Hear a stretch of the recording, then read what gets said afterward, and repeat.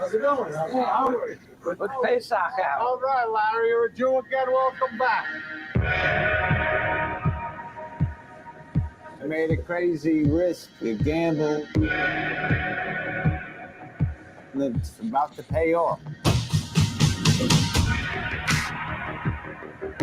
So I want the Celtics to cover. I want the Celtics halftime. I want Garnett points and rebounds.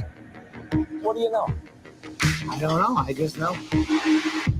Well, I'll tell you what I know. It's the dumbest fucking bet I ever heard of. I disagree. Gary. What is that? I started it. Are you serious?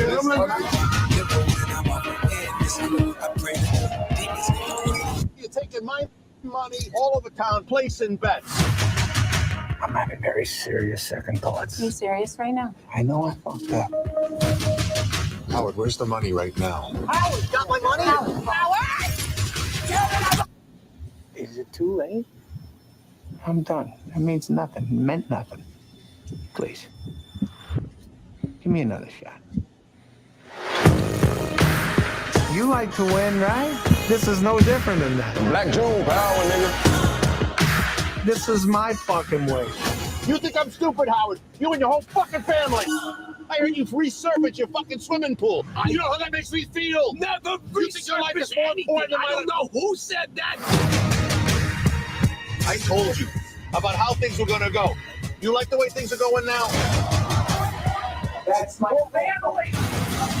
Get the kids out of the house. You having a good time? Yes.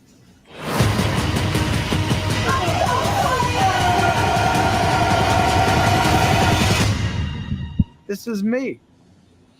This is how I win. JJ, it's game night. You should be stretching out. What is he, a coach? Nah, he's just a fucking crazy ass Jew. And a crazy ass Jew he was. Indeed. People are saying it more and more. I like the smile right before the trailer ends. That was a good trailer cutting where he's like, it goes up slowly and then it just fades. I remember seeing that trailer and realizing obviously it's Adam Sandler, and I was like, what the fuck is this movie going to be? Like this. Yeah. How many fart jokes are going to be in this? Yeah. When's he showing up in a fat suit as a sister? Right. How much incest is there going to be? Tune in and find out. Wow, I don't even see Rob. What the fuck is Rob his name? Schneider. Rob Schneider isn't even in this one. Thank God. What the hell? I bet Rob Schneider is one of the henchmen. Like Not a typical Adam Sandler movie, that's for sure. it's like he comes in. He's like, I got to get my boys. It's fucking Rob Schneider. It's Kevin. Kevin Hart. No, Kevin. No. The white Kevin. dude. The fat white dude. White Kevin. Yeah. White Kevin. Kevin. No, white Kevin. Kevin can, in fact, wait. He can wait outside. Kevin can wait. Kevin can wait his ass outside is what he can do. But this is Movie Night Extravaganza. This is how we win. we just got yesterday 1,000 subscribers. I just realized my mic is here and I yelled into it. I hope I didn't traumatize anybody with that. But 1,000. We just lost 200 after that sentence. Crazily, I don't know. Very fickle. I of course am Ano Forrest Miller, banned on Twitter, so don't look for me on Twitter. I'm not there. Too hot for Twitter. Joined also by artist, illustrator, Ben Burgess collaborator, and comic book aficionado. It is J. Andrew World. The Furby bling. Furby bling. I invented that stuff. I was in there at Radio Shack, like welding on, transistors to Furby, and Adam Sandler took my idea and made this movie. Also joined by, I'm going to go right past that. Also joined by it's better to do so. Yeah. Universal host Conan Neutron and the Secret Friends. Action Chief is his new, his new music on Bandcamp. That's on there right now. You can go stop this. You can go pick it up. I didn't say project. Note that. I noticed you like went for it. You're like that. Don't say it. Don't say it. Appreciate that. You should get all Adam those things Sandler to say Action Chief. I could see him saying it. Yeah, you could do it in the in one of his many impressions and voices. This movie's great. I knew Adam Sandler could act. I saw and enjoyed Punch Drunk Love, but it's astounding how good he is in here, and the criminal that he was not nominated for Best Actor. But I'm sure we will get into that because this is a exercise in anxiety and a wild ride of one. So as a self-proclaimed anxiety junkie, I'm ready to dive into Uncut Gems, baby. Let's go. Oh, Yeah, man. Broke a ring. Cut gems in this. Now, the gems have in fact been cut. I was gonna say those gems got busted, they didn't get cut. But also joined by Kristina Oakes. I'm Kristina on Twitch. And Josh Safdie's muse when you go around saying I'm gonna try Uncut. to sound like Julia Fox the whole time, so I'm gonna talk like a Valley girl. No, I can't do it. It's just annoying. Uncut Jams. Jams. It's a weird, it's weird because it's like Valley Girl, but like alternate universe Jersey version. Like it's a really because it's a really indeterminate origin. Actually, I think it's a Connecticut accent. Is it Connecticut? Okay, it might be Connecticut. Where is she from? She is from Italy. Really?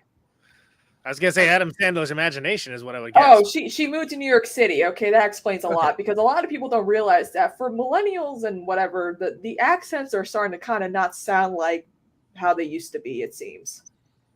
Accents, they don't make them like they used to. Nope. Nobody wants to accent anymore. No. Where's that Bill Maher? They want to sound like they're from the valley. Where I come from, the valley. Accents. Accents. Okay.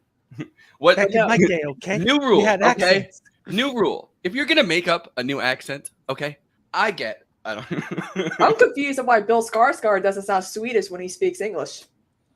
A lot of people actually train themselves to that come to America to act, actually train themselves to speak either in an American accent or in the Mid-Atlantic accent, which no longer really exists, but never was an actual quantifiable. I think it's a Nordic Scandinavian thing because I even know Danish people don't, when they speak American, they don't sound like, I'm like, what is your accent? Well, look at Arnold Schwarzenegger. Like he had all his stuff dubbed over in the first movie. So when listening to Julia Fox, I'm like, why do you sound like you're from California? It would be funny if she sounded like she was from Sweden. And point of order, she does not sound like a California girl. Point of order, she does not. Really? As the only person from California on this panel, she does not sound. She has an accent that is but I was born and raised there. I've been there once. there are different dialects of Valley Girl, and hers is sort of like it's. Think of Christoph Waltz in Inglourious Bastards, where he's trying to divine if they're for real or not because of their accents. It wouldn't pass the Christoph Waltz test for Valley Girl. I mean, let me hear the music. We have an area where I live called the Valley, and if you come from the Valley, that means you're basically white trash. So I come from the Valley right here. The old Hudson Valley. Nobody calls that the Valley though. They should. They should start. I'm starting it.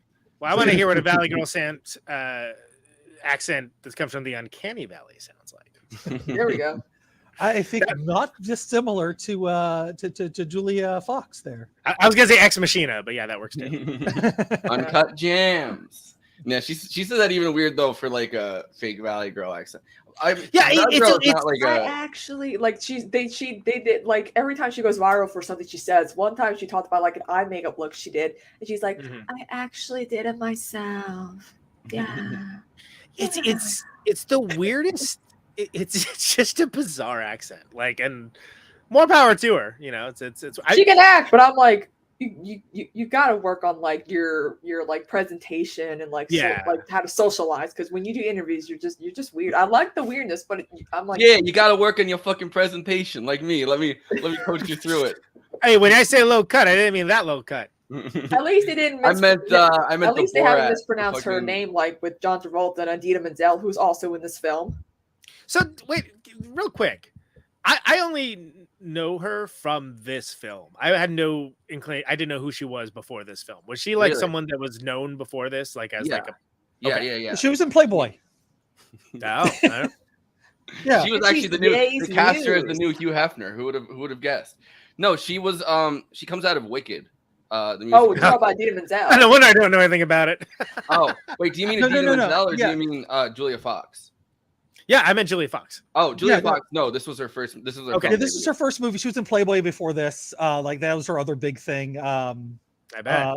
You know, she's known for being viral on TikTok because of us. Yeah, idiots. That I'm familiar with, and like honestly, I think I saw that before I ever saw the film. So I was like, who is this chick, and like, why is she speaking in this manner?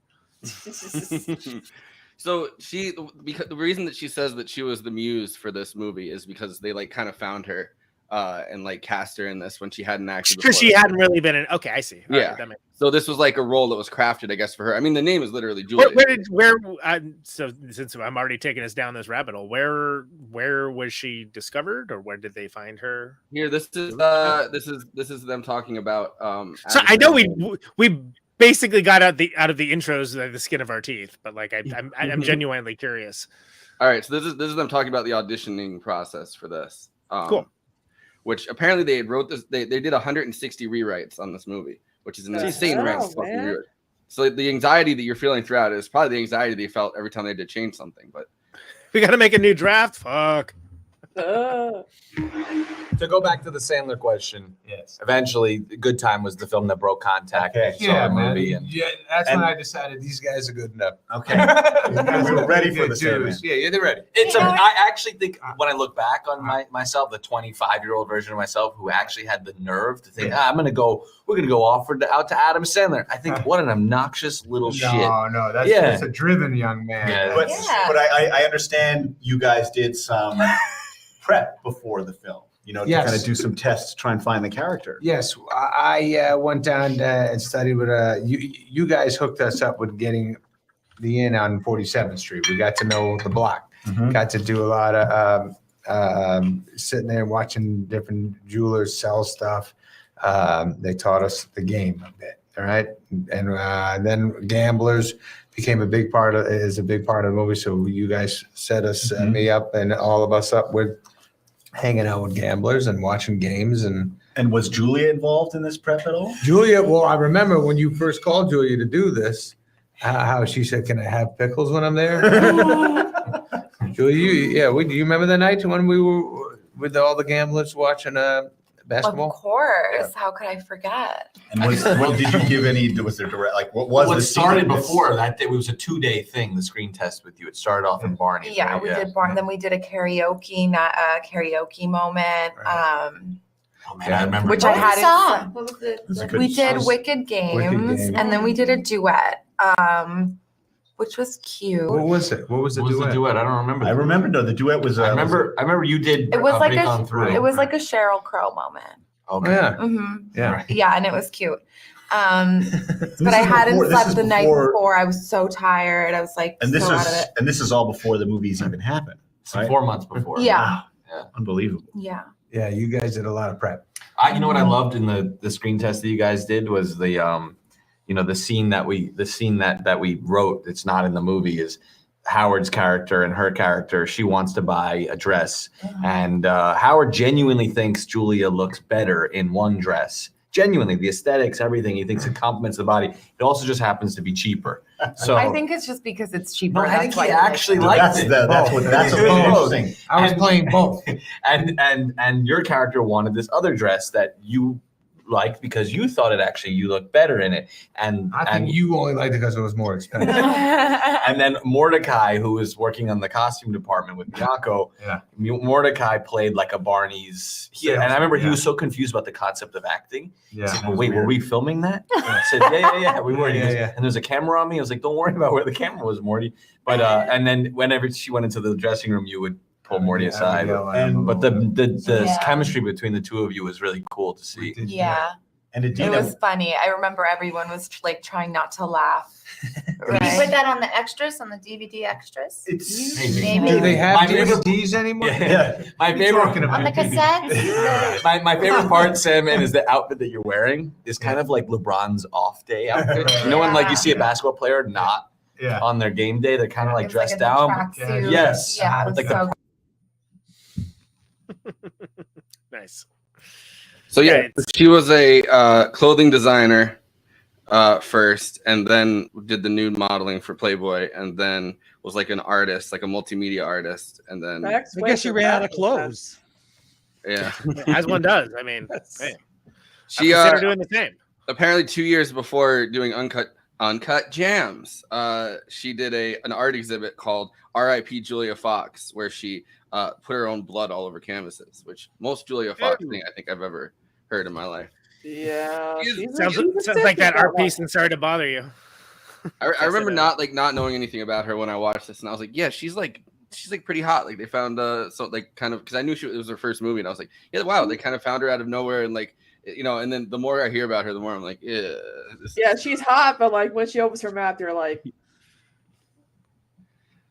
And not she doesn't even have to open her mouth, because I think about like the Kanye West weird fucking denim pictures that they took, and this new thing with the low rise. I remember when they dated, which was not that long ago, and like this was when Kanye was going through with Kim K, and like he was like, it's not right for her to date Pete Davidson, but it's totally cool for me to be with Julia Fox. Like it was just a hypocrisy. I was like, dude, shut up. You're Julia Fox is kind of the. I feel like Julia Fox is the female version of like a Pete Davidson. I can see that. Yeah. When they get together and start making babies, it'll be weird. I hope that. Like, we both dated, these people, but like. I barely know who most of those people are, but I appreciate it nonetheless, and we'll continue nodding. Yes. Well, Pete Davidson was in Julia Fox. You gotta have to do something about it. I know who she is. Don't worry about that. But Pete Davidson was in Suicide Squad. He was that's right. Okay. Did cannonball to the face or whatever. Like within the first couple minutes. I knew he was gonna die the moment he got cast, and I was like, a lot of people were first to go. Yeah, a lot of people were very excited when that guy bid it, so that speaks a lot to his character. I literally made the joke and said, I bet Kanye West watches this on a loop over and over again. Yeah. There you go. But yeah, I mean, for someone that didn't have a background in acting, I thought she did a pretty good job. She did a great job. Yeah, that character is great. I think this movie's She's good at playing like a mistress. Like I could see her playing those types. She was a professional dominatrix. Explains a lot. Yeah, with the hand dress, choking her. Yeah. No, I quickly read up on her, and I'm just like, oh yeah, how quickly? She also did a documentary on sex workers in Nevada. Where'd she go to college? What? Hold on. Nevada. Thank you. Don't have family there, so This is probably gonna be a fun podcast to listen to for our audio listeners. It drives me crazy when, like, especially newscasters get it wrong. It's like, it's annoying. Yeah, but I'm half deaf, so I have an excuse. Oregon, not Oregon. It's not Oregon. Is the half that you're deaf the Ada in Nevada, or yeah, exactly. It's that piece of it. Yeah. Well, look, to take us back on track. Wait, I have one more. What happens in Vegas stays in Vegas, and Andy lost half his hearing. There you go. Yeah. It's a hell of a bet. I think she's an intrinsic character to the plot. I think it's almost. I think better that she didn't have like, you know, this rich resume of acting behind her, because I think like the character pops and seems much more real because you're like, who's this chick again? Because she carries herself with a certain degree of authority, and she's good at it. And I guess arguably you could be like, how much acting is there? I don't know if somebody wants to go down that route, but like I think she did a really good job, and like that she's perfect in that character, and you believe it. You believe that character. And I feel like so many characters in this play themselves, or at least some version of themselves, right? Like all the Diamond District people are all just like literally Diamond District people. But also, I mean, Kevin Garnett and The Weeknd, and she feels like she's playing like a version of herself pre acting fame or whatever. You know what I mean? Like, which I mean, it literally was, but like, you know what I mean? Like a version of herself, a younger version of herself. She was again in character her entire life. I love Adina. But then at the center of the movie is Adam Sandler playing a character wholly like different from anything that he is. So it's kind of a curious thing to like surround. Because he's really like Billy Madison. Which is why it was he made him go back to school before he could be a person in the Diamond District. You know what I mean? That's what happened. That's how he got on Saturday Night Live. You know, then he had to play golf. It was the whole thing. But like that. Okay. I was telling my mom about this film. She's like, "Wait, this film got good reviews, and it was Adam Sandler movie with Idina Menzel and Kanye's ex." And I'm like, because it's great. Because he can actually act, and the guy who made Vanna White's dresses. and the fact that he can't like not only acted but acted his ass off on it, but didn't get an Oscar nomination. Again, I'm just going to bring it up now because I think a lot of people just figured they knew what it was and they just didn't give it a chance. And that's because like he has a whole career of like making a certain kind of movie that is probably not to the taste of the Academy, is probably the best way to put it. And people just assumed it was some not derivation of that. Either. Yeah, exactly. Buzz during the 2004-2005 Oscar season, I think. Yeah, I mean, like with the exception of like Punch Drunk Love, and there was that other one he was in. Like he's just not considered like a quote unquote serious actor. But like then he gives a career best performance, and is objectively badass practically. I mean, I feel like love him or hate him or like indifferent, anything in between. Like indifferent.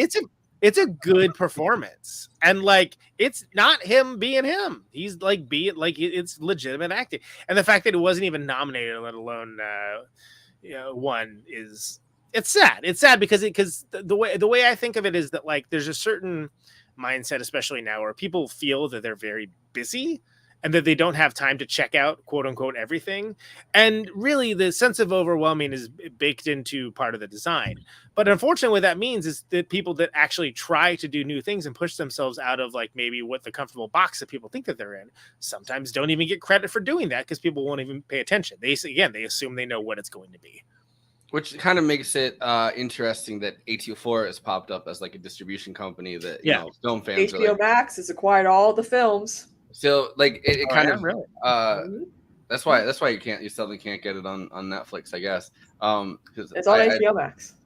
There you go. Movie Night Extravaganza brought to you by HBO Max. If I had known that, I would have saved $10. But yeah, exactly. You're making money already. Free. But no, I think it's fascinating that A24 has popped up as like a premier film distribution, not production company. Yeah, because they can kind of put the label on to whatever it is, and it has a certain the movies usually have a certain like Miramax in the 90s. You know, you know, Harvey Weinstein had good people, you know, finding good films.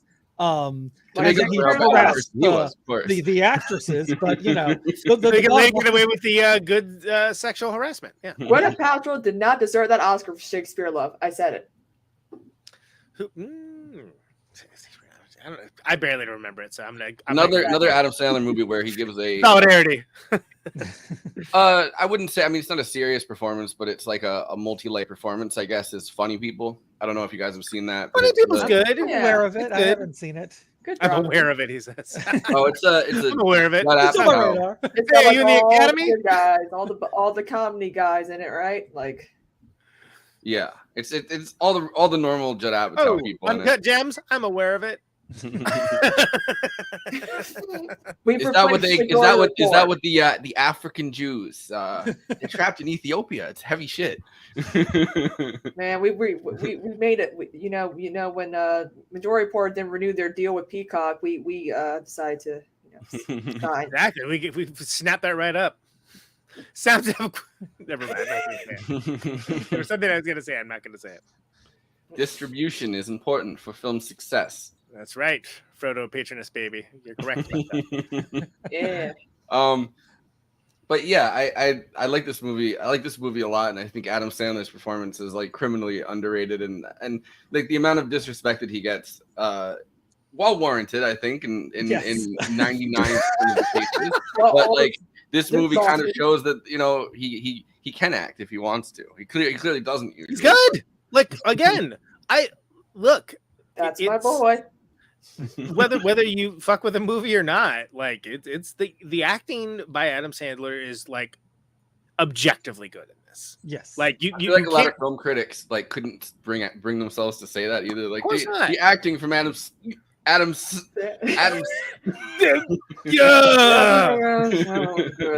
I need to go to the Zohan.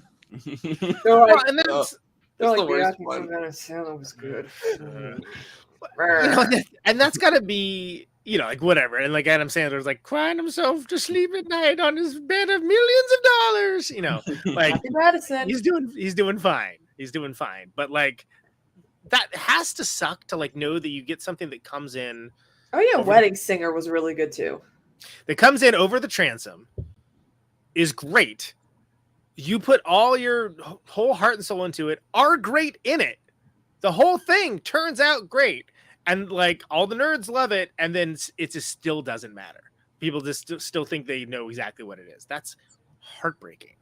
Yeah. Although if you saw that, the trailer for this, I don't think you could possibly assume that you know what it is. You know what I mean? Like that trailer, because I don't know. I am not by any stretch of the imagination an Adam Sandler fan. I'm not like an Adam Sandler hater. Like I just I'm indifferent. If he's in a good movie, I'll watch it. If he's not, I will. You're Adam Sandler ambivalent, and that's okay. Yeah, just like I was Showgirls ambivalent. So all the big questions, I fence it. But yeah, I think it's kind of interesting that Adam Sandler kind of was, I don't know, like his performance in this is good. It also makes it feel like I kind of lost track of what I was saying, but it kind of makes it feel like the rest of the movies you want him to act that well. You know what I mean? Like, well, totally. It's very clear that like on like a lot of movies, it's just like, hey, I'm doing the thing, everybody, look at me. and the thing is, okay, so think about the level. Different than Elon Musk Strasbell for a little bit. God, I can't believe that man had that. All right, hold on. I'm not going to let this pivot off of that. It also shows that like if you get that level of reaction from the critics at large, when you put your all into something, and presumably it takes something out of you, right? And then you're like, or I can just rush, and then like that's a success. And you make like here's a hold on, Kristina, hold on. And it's like, here's your suitcase of like $20 million for your gosh. Like, what are you incentivizing? Yeah, what are you incentivizing? Like you're incentivizing the I guess we'll call it the proletariat bait, right?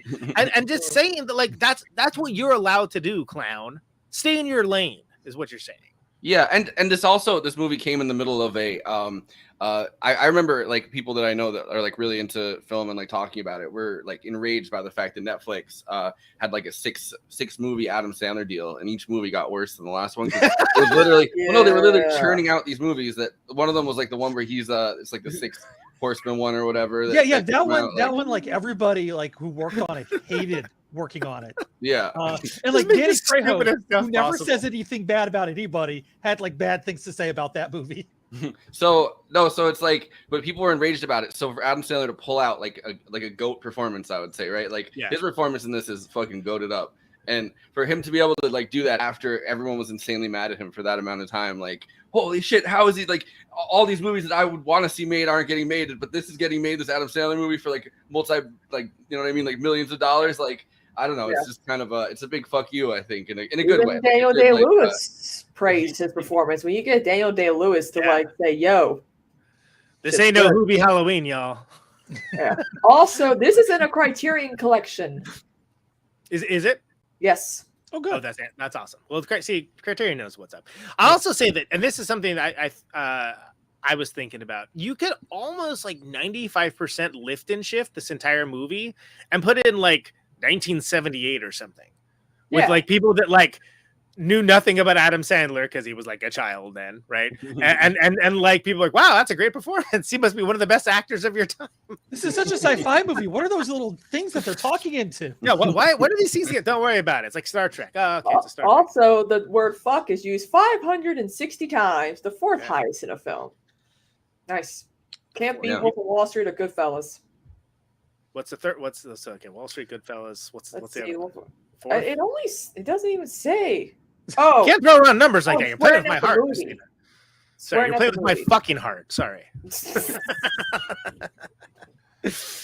Well, anyway, it's high up there. It's up there. I'm assuming, Deadwood is a TV show, not a movie. So Deadwood obviously. That's the film. Wait, there was a movie. When we use the word fuck. There was a Deadwood movie, but I feel like it had less cursing than the series. Yeah, no, really, because I just remember my boy standing up there, just saying. This one gives Uncut Gems the 7th SWAT, like the 7th whatever, like slot. But then they say the second. Are you using Celsius or fucking height? But this one says the movie that this movie should be disqualified. Fuck, a documentary on the word should not be. No, fuck yeah. Get that off the fucking screen. Come on. Calm the fuck down, people. Yeah. They also had Eddie Murphy's Raw, which I don't think is stand-up special should count either. Stand-up special. Come on. Elvis Presley's granddaughter Riley Keough auditioned for a role. I'm assuming she auditioned for Julia Fox's role. Mm-hmm. She's in a lot of A24 movies, isn't she? Yeah, she was in. She was in Under Silver Lake, right? Yeah. Yes. She's good. Thank you.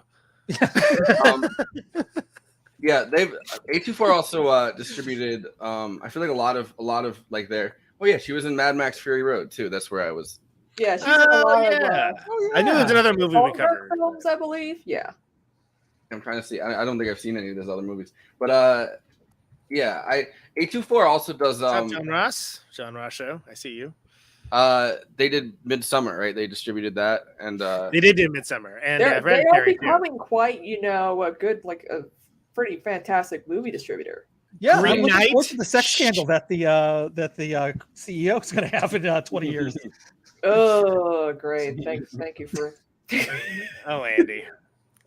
Secretly invested in by I feel like you can find out like Armie Hammer is secretly invested in it, and he's like, he actually did eat that woman. It's amazing. You guys wrote that piece in the New York Times this weekend. Do you know what is okay? All right, enough about the cannibal. Or sorry, aspiring cannibal. My bad. Do you know what the highest grossing A24 picture to date is? Ooh. Everything, everywhere, all at once, right? Yeah, and that's because they charge $20 at the for watching. It costs $20. I remember. I was like, I was seeing the goddamn theater. Thank you very much. They did they did Spring Breakers. I completely forgot that was the first. Oh, wow. Spring Break. Franco? Yeah. There's so much sex scandal in that movie.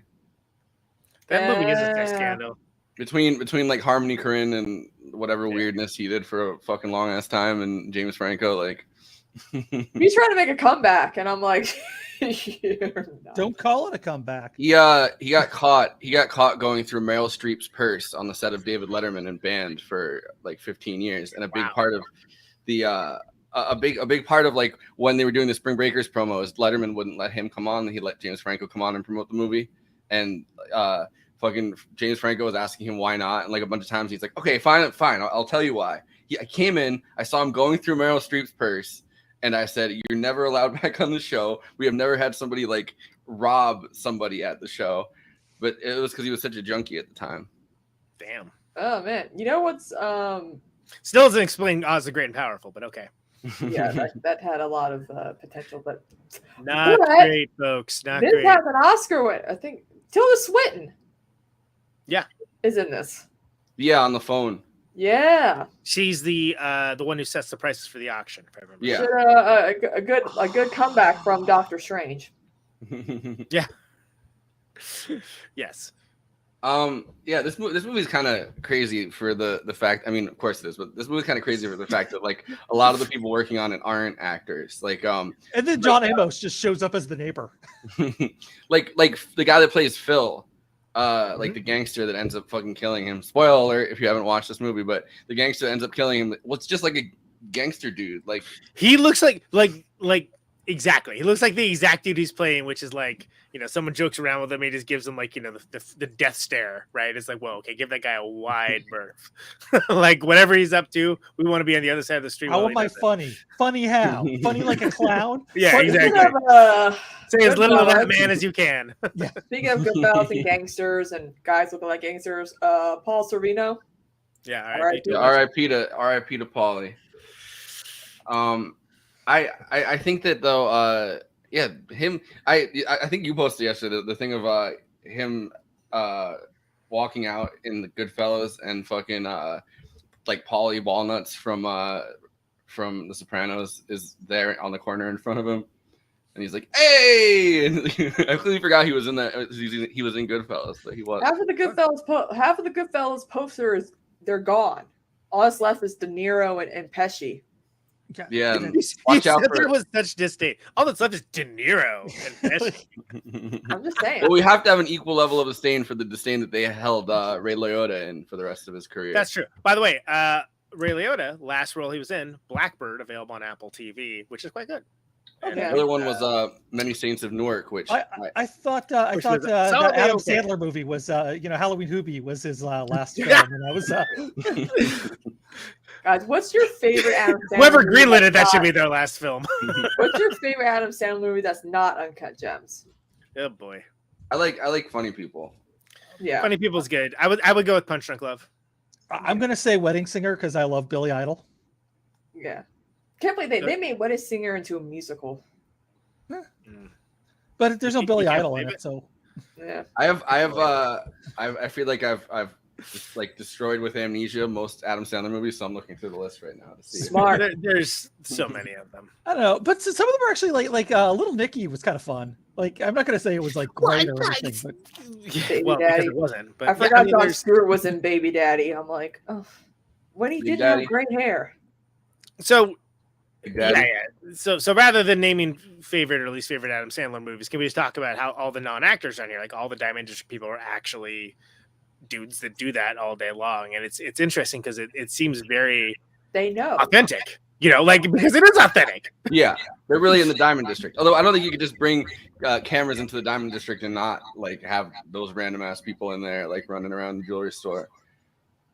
Yeah. No, for sure. Well, I mean, they let them know they were in a movie, right? So that's but like the fact that they got these people, and it's some of these scenes are very tense. They're tense and intense, and like everything's happening very rat-a-tat. It's like ba ba ba ba ba. But they're like making the deal for this, that. Like, hey, the fee's gonna be like 40%. This, that, and they're throwing out all the jargon. But it's awesome because like Sandler in character totally like did his homework and can throw down with all of it. So it makes it even more tense and crazy because unless you're like a degenerate gambler or something, you're not going to know all of these like phrases and all of these jargon, but these folks obviously do. And like, you think they're going to sit there and like deliberate on like they're in a Tarkovsky movie? No, of course not. They're gonna be like pop pop pop pop pop out of the next. Yeah, there's no deliberating in the Diamond District.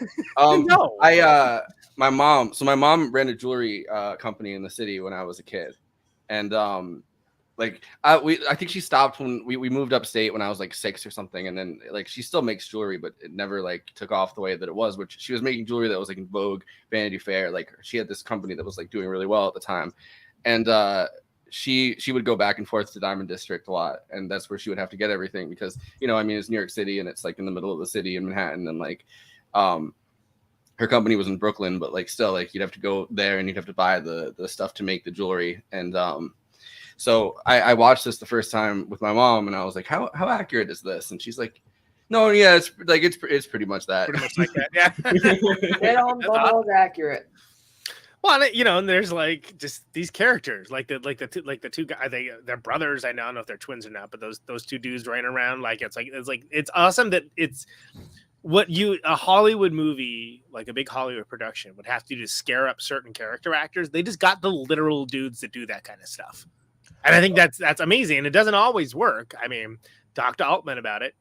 mixed blessings with for him, but it absolutely works here. And you got a bunch of people that like either like first time actors or like not actors at all, just being themselves and being like their best selves in a movie that adds to this overall overarching whole of just incredibly intense anxiety the entire time. Like, I'm still shocked that Idina Menzel's in this film. I'm like, I'm so used to her being like in Frozen and like. Is she Frozen? I didn't know. I've never Disney. Okay. Stuff like yeah, that. that's different. Weirdly enough, I think it works more often with like gangsters than any, like, because you think about like I mean Sopranos, they would just kind of use people from whatever, like, I mean obviously it's not a movie, it's a TV series, but like they just kind of pick people up. Like Scorsese is known for kind of knowing a lot of those like tough ass dudes that are just The Wire, Homicide, Life on the Street. I mean there's a rich history from it for sure. So I think it's interesting though. Those are the most like those are people you can't tell what to do. Like, you know what I mean? Like you can't tell a fucking mobster. Here's the direction. First of all, you're doing great. You're doing wonderful. You're the best that's ever done it. Look. If you'd like to, okay, just if it suits you. This is a suggestion. Maybe say the line as we wrote it. Hey, fuck you over there. It'd be like, okay, all right. It would be great. We get that? Yeah, did you get that? Did you get that film? But also a joke I wanted to make when we were watching that thing is like, oh well, prepping for the movie, like they had us go into the Diamond District and we like met the people that were like kind of doing these deals, and we were doing like watching people gamble, and I was gonna be like, and then we went and we saw somebody get murdered, and like saw somebody get right, yeah, you got someone get shook down. It's just another Tuesday. Yeah, exactly. That's how I knew how to die in the movie, because we watched this bum bleed out. So can you do that again for me? Can I just see another person just die like that? Or like Adam Sandler had us kill 5 extra people. When watching this film, I kept thinking of the I live down the road, like from like a jeweler that like sells gold, like those places. And God, for like the longest time, they'd be outside with a sign going like, "We're going out of business." And I'm over here like, I guess not enough people sold them gold. Yeah, like apparently not. And then they're still in business. I'm like, liars. Well, so all right, so there's different levels to this within the Diamond District. In this, like that would be probably a lot more like the pawn shop that he goes to sell the watch and to like or like the rings and everything. And he trades them out, like so that would have been one of those places. Best I could do. Whereas what he was doing was like custom, like he was probably raking in fucking crazy money because like in the Diamond District, I was reading up on how that stuff actually works for the Diamond District, and they actually have to go like all these different like third world countries. Essentially, it gets shipped to like second world countries like in Europe and stuff like Russia and places like that, and then they usually cut them there and then they bring them over. So it's like a whole process, and people have to kind know of like somebody. Elon Musk's father, but with emeralds. Yeah. No, essentially though, and they show you that at the beginning of the movie where they're literally in the Ethiopian mines. Yeah, and the guy getting injured, because the conditions are terrible. The only thing is that there weren't enough Canadians there because Canadians run all those mines. Don't. Oh, I'm sorry about your leg, eh? But you're just gonna have to dig up some more, eh? No, and I don't know. I think each step also that you get removed from that process, like obviously, like first it's literally going into third world countries in Africa and in Asia and places like mining the stuff, Latin America, obviously, like mining the stuff, and then you have to actually bring them over to get cut in Europe a lot of times, or like and each process I think gets less. Spain is Portugal does a lot of that. But each process gets each part of or each step to the process, I think you're like farther and farther away from like the human misery that we know accompanies diamonds and mining and everything, you know what I mean? Like each time it feels a little bit more ethical, and I feel like Howard's character is interesting because I think he's kind of that middle, he's like the middle ground of it, you know what I mean? Like he's obviously not watching people in mines actually doing stuff, but he has no problem selling, buying the opal from like a bunch of miners for like no amount of money. Like he's kind of within that criminal element. And then you have to think that like everybody owns jewelry, and we're far away. We're far enough away, I think, that we don't think about that process when getting. Is it still echoing? No, it's okay. Okay. But yeah, like and like Kevin Garnett even asked him, right? It was like, hey, like we already did the deal, but like how much did this actually cost you? right? And I think that's so telling because he kind of like demurs and then finally tells them, and I was like, wow, you were gonna like make that much money off of like these poor bastards that are like losing life and limb. African Jews. African Jews. Well, and I think I think that's a very great scene because this is a guy that does this stuff all the time, and he's probably never asked that question.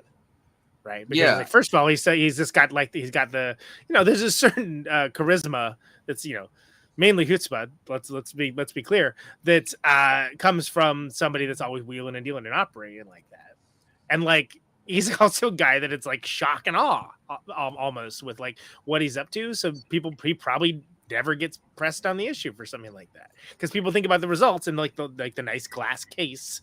They don't think about like what it took to get there. They think about the Furby. They don't think about all of the miners. Exactly. Oh, look, it moves its eyes. Check it out. But I think that this movie is also a good example of someone. Get over here, Kevin. Check this out. It moves its eyes. Who's like a depraved sociopath to that level, but also has bought into their own wheeling and dealing at this point. Like, I think that's what's kind of brilliant about this movie. Like, because a lot of those people are kind of just bullshitting and then they stop bullshitting at some point. But he isn't. He's like physically unable to stop bullshitting. It's like a drug for him. Yeah. Like, I mean, it's like an addict for it, really. And even within that conversation, like he convinces himself to keep betting. Like he convinces himself to make that final bet, which is like an insane moment. No, it's absolutely, and it's by any logical metric, it's like stop doing that. Like it's time to stop now. And then he's like, no. Whoosh. Everything all in. I mean, he's addicted, So he's like, he's like, an addict. This bet's gonna do it, and we kept seeing that, like he like it's the next deal, it's the next it's the next bet. It's gonna be a big winner. It's gonna pay out, and and it kept not working out for him. Well, exactly, because he keeps goosing it like over and over again, and like even with the auction, it gets undervalued. He gets Judd Hirsch to bid it up, and like that doesn't really do what it needs to do too. So he keeps like coming up short, and then what I like is that the Chekhov's gun of like the airlock. Like not being like super functional and like having to do like the weird thing where like it was like a file or something, you put it in and then like that it works, and then like them getting trapped in it so that he can run this like insane series of bets. It's amazing because it doesn't feel contrived because you're like, oh yeah, this is just like this dude's too busy running around doing shifty stuff to bother having this fixed, right? So it's totally earned when it's like, oh man, a bunch of hard cases just came in, and but guess what? Like now they're in the fishbowl, and like the all-in moment is really super intense, but it's even more intense the fact that like, these dudes want to like end you right now. Like these dudes are here to jack you up, like to be charitable. To be on this, like on like the nice side of what they're going to be up to is they're gonna beat your ass, and obviously it goes another way. But the fact that like the thing just doesn't work, you see that like really early on, and it makes sense when it's the type of dude he is, because to certain things he's never going to skimp on. It's always going to look beautiful. Display cases are like rock solid. Everything like looks amazing. Staff is like helpful. He's always offering people water that they don't give a shit about. It's like, oh, it's designer water, but they don't care about it. But like he's got all that stuff sorted, but like he doesn't bother with the door and the airlock because he's that kind of guy. He's too busy running around like trying to like do a big score. And it's his own brand of water. They're the first ones on the block to have that. And everyone's like, we don't care about this water. We just want what we're here for. Like, no, I don't. Was there any point in the movie that like anybody was like, "Cool, that sounds great"? Everyone's just like, "I don't give a shit about it." Like, I mean, there was a violent no where he got slapped. There was definitely like some no's, and one of them especially. But like, I was just saying, like, I think that like when the dudes get trapped in the fishbowl, and he does like the climax of the movie, like he has them trapped there, and that's how he has Julie Fox's character run away to like do the bet. It makes sense because it's like, think about what he chooses to value. He's always valuing like the big score and it being prestigious and everything is, awesome. It's the best thing, et cetera, et cetera. But then like the basic mechanics of keeping the fucking door working, like that's beyond him, right? I mean, look at that. I almost said backstage, the back room he's got. It's a horror show, right? Like, but then look at his like office area. It's got like all his like gigas and like trophies and stuff all around him because he's surrounded by what he feels like are his prestige pieces, the thing that like makes all of this and his identity as the guy that does all of this work for him, which is all the more interesting when he's sort of despairing. And Julia Fox's character comes back and like she got the tattoo and then is offhandedly like, oh, we can't be buried together now, which is sort of like for me was like deeply fucking funny, right? Yeah, but it's not meant to be, but it is deeply funny. No, it is meant to be. I think it's like the most Jewish thing. Yeah. It's look, man, that to be any more Jewish, you have to come in with a menorah and a dreidel, right? I mean, like it's. But it's great. The other line that I wanted to shout out is when he's like, he's talking about Jews in basketball, and he's like, the first points in the basketball game was a Jew, and he's like, what was his name? Fred Flintstein. And that line, cracked me up every time I fucking watched it. It was really good, but like I mean, like I think that like so what I appreciated on repeat viewings is things like that, especially when like because the first time you watch you're like, what's this guy up to, what's happening, like you're like more focused on like the people, but then like I found myself like just as focused on like the background pieces of it and how like it leads you to understand what kind of guy he is with like how the shop is. And like I was like, oh wow, I don't know if I really got that the first time because it's like, wow, this he's a shifty motherfucker. He's running around like I don't know what he's up to, but it ain't up to no good. Know that. Yeah, I also noticed this time around that his Instagram name is Howie Bling, which I found deeply funny. Fantastic. And if we're gonna talk about colorful characters too, we of course have to talk about a creepy helicopter pilot guy, aka Wayne Knight. Based in Poggers. Exactly. Who designed all of Vanna White's dresses. Wayne Diamond, real dude. Original character. And like first time watching that, I was just like, oh my God, this fucking guy, this guy's gonna be a problem. Because you're sitting there like, worried that Julia's character is like she's trying to do something incredible. And also like evade getting captured and worse by like these guys, and then you got this dude who's just a sleaze bucket just hitting on her like 24/7. He's the best at showering though. He's so good at showering, you never believe it. I'm so the best at showering, like, and he's like, I'm a helicopter up, I need someone, and you're just like, oh my God, this, like, you could not write dialogue like that. And what I love about it, and I know you guys love it because I subjected you to many of the Instagram videos in the group chat, is the fact that like that is a real dude who is not really acting. Well, the thing that I found really funny looking at his Instagram is that he's friends with Big Time Tommy. Do you know who that is? I do know who that is. Yeah. Do you guys know who Big Time Tommy is? He's this guy in New Jersey that got famous on Instagram that he goes, take a dice. And he's like this, so he like gives motivational speeches that like make no sense, but that's all his Instagram is. He's like, remember the haters don't want you to win. And so there's a picture of that guy, Wayne Diamond, standing next to Big Time Tommy. And he's in full peak East Coast stuff right there, by the way. And you have no idea how peak East Coast. And there's so much spray tan in that picture. You know what I mean? It probably that put a hole in the ozone. I thought you were sharing pictures of like cured meats or something. Yeah, exactly. So this one where he's in, like just in a towel. It's everything you think it's gonna be. Like, but the thing about it is he was also like railing on the Supreme Court and stuff, and like he has opinions. He goes out to restaurants and he like, you know who the fuck it is. It's Wayne Diamond. It's like, well, does everyone know who the fuck it is though? Really, Wayne? He's a big old liberal guy, like, which is kind of I wouldn't expect, but apparently. Yeah, exactly. But yeah. Let's be clear, it's probably a wildly different experience if you're a dude versus a lady with that guy, I'm sure. Well, he hasn't slid into my DMs yet, so maybe did you follow him? Oh man. Come on the show.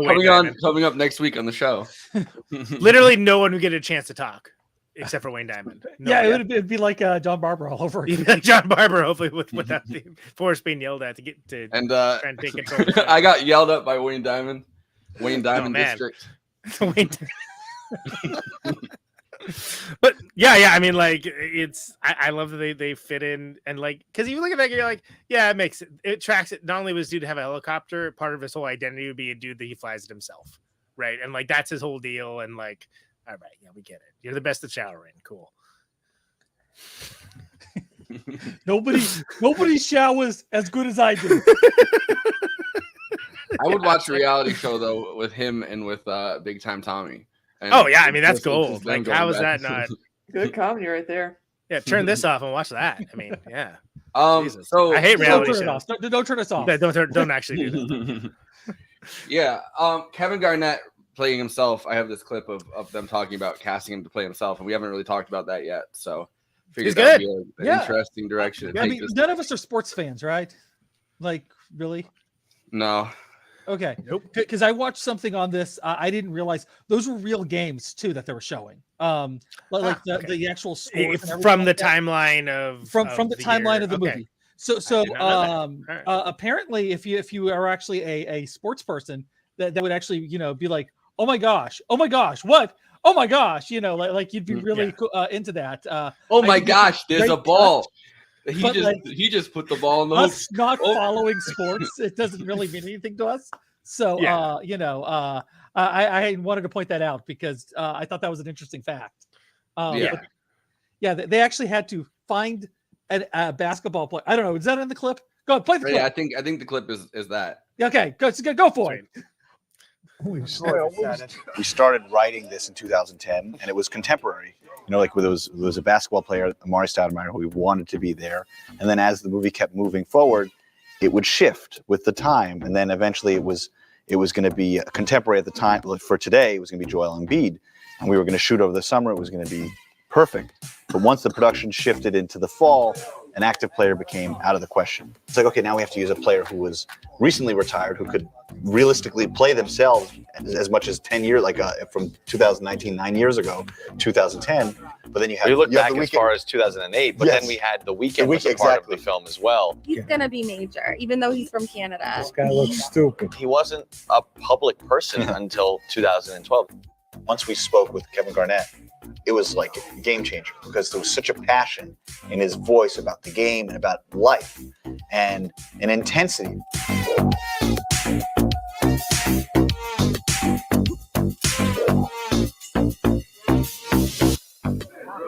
Met with Josh and kind of the producers, and they talked about the concept, and it was something that I saw myself doing and seeing myself playing myself.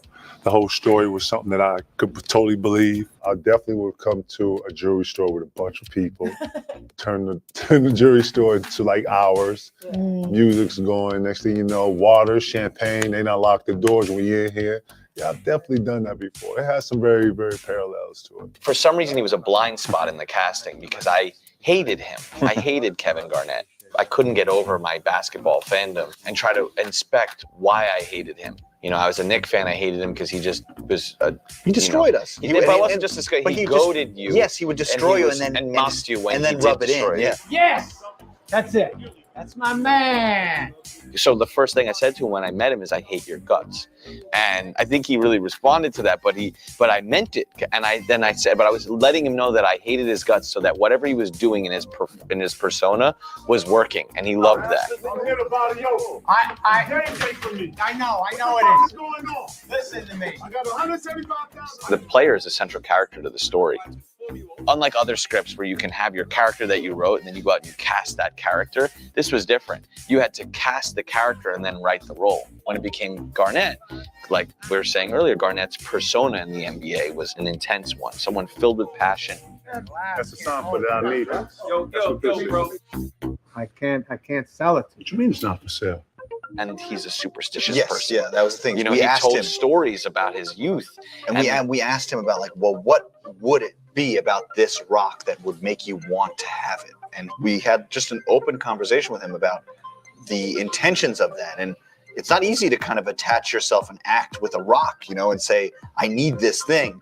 But he brought in stories from his past and then the idea, the connections he had to certain superstitions that he would have during the league. So he added that all into it. And it's like, okay, if that's where he's thinking, then yes, you have to go back and add that to the script. But it didn't just stop with Kevin. It was every time we would recast and change somebody, that would then inform the script, and then it would have to it go was back. it was stressful. That's why there's so many different drafts of the movie over the years. This is a mistake. It's a correction. Well, he's good. I mean, like he's not a professional actor either, and like he's great, even though he's playing like a version of himself. You believe it, and it's intrinsic to the script. Like it's saying, like the plot, like there's no plot without that character. Yeah, and it's crazy when they actually do. I mean, they showed it there, but like they show all those moments from his life, and like they flash really fast, and it's like really hard to process it. But it feels almost like you're him in that moment, like looking into his past. Yeah, like why does he have this deep affinity for this stone? Right. And like, again, that's earned because it shows you instead of telling you, instead of being like, oh, this guy's really into this. Like if Keith Stanfield's character, like just go, oh, he really likes it. And he was just standing there like a lump. And you're like, how can you fucking tell? Like he's just standing like a beanpole. Who cares? But like you see that like he's actually like connecting with it. Like there's something he's finding there that, whether it's being said aloud or not, you're seeing it. I love when people play like a version of themselves in a film, like they're playing themselves, but like, yeah, exactly. Not precisely. Worked out far better than Fred Schneider whenever he tried that playing himself on a soap opera. He jokes around that from the B-52s. Yeah, for the B-50, the B-52s was on a soap opera as the B-52s, and Fred Schneider was the worst actor. Okay. Which is crazy because you wouldn't think so because he's Fred Schneider. Yeah, but he's just like, thank you for liking our show. Russell Simmons from the band Service, who I just got off tour with recently, was in John Spencer Blues Explosion. He also played on a record called Just Fred. That's Fred Schneider that Steve Albini recorded. And Tom Zlutsky from Tar played bass. And Rick Sims from the Digits is on guitar. It's really good. Yeah, I've heard some of that. It is good. It's an underrated 90s record for sure. But yeah, Fred Schneider also agreed to be on Protocontroversial. Hasn't happened yet. That was like years ago. So like we'll see. Well. But yeah, I'll make sure to ask him about how bad of an actor he is if I have him on. It wasn't soap, right? Or was it? It was just a soap opera? No, it was a soap opera. Just some soap opera. Have the B-52s on just for the goof. I'm gonna have to look it up because I'm gonna look it up.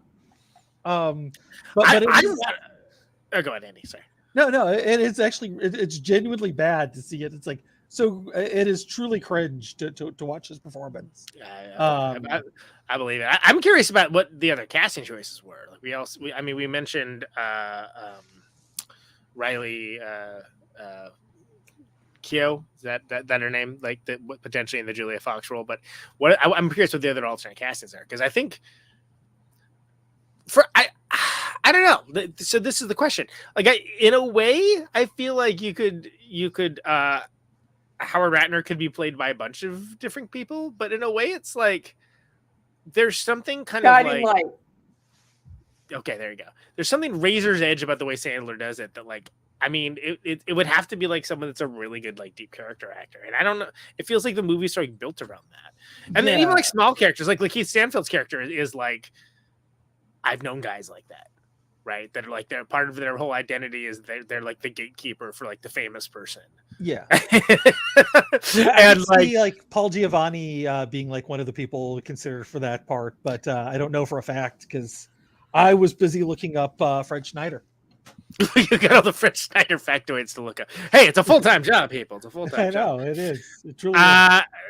I think Eric Bogosian's portrayal of Arno is great, and Eric Bogosian is a classic that guy actor for me, and I think it's notable that at the end of it, and spoiler alert for the movie has been out for a few years at this point. At the end of it, when he sees what Keith Williams Richards' character has done, like he's got this like, whoa, no, don't. That's too far. Don't do it because it's one thing to like strip the man naked, including underwear. It's important that he get the underwear too, right? And like humiliating him, but it's not like it's not like go kill that dude. And like clearly that's just Phil like being a hot-headed, like again just a shark, right? You see a person like that. Sometimes you see people like that. Like if you are attuned to humanity and emotions and like body language, you're like. Interact with that person as little as possible and get away as soon as you can. He gives off the big shark energy. Sacha Baron Cohen read for the part for Howie. Interesting. He can do drama. He can do drama, but I almost feel like because it almost feels like Sandler had something to prove to himself, at least, if not the world, for doing this. And that's kind of one of the things that like makes it so interesting. But any other Just like Kevin Garnett. Exactly. Asad Barg almost played The Weeknd. I don't know if I know who that is, but yeah, I don't know who that is. The Weeknd is the one guy in the film. John David Washington, from Tenet. He's Denzel's son. Oh, yeah. He almost played Lakeith Stanfield's part. He does not look like Denzel at all. He's Denzel's son, really? I didn't. Yeah. It's Denzel's son. He looks exactly like his mother. Yes. Tom Sizemore and was almost in it. In what was he going to be in Phil's role? I can see that. Eric Bogosian's part. Eric Bogosian. Arno. He's in it. Oh, Yeah. Arno. Oh, so Arno, you mean yeah. Sizemore in the Arno part? Huh. Yeah, I can see it. Yeah, it would be pretty good. And where'd it go? I just saw. How about for Dinah?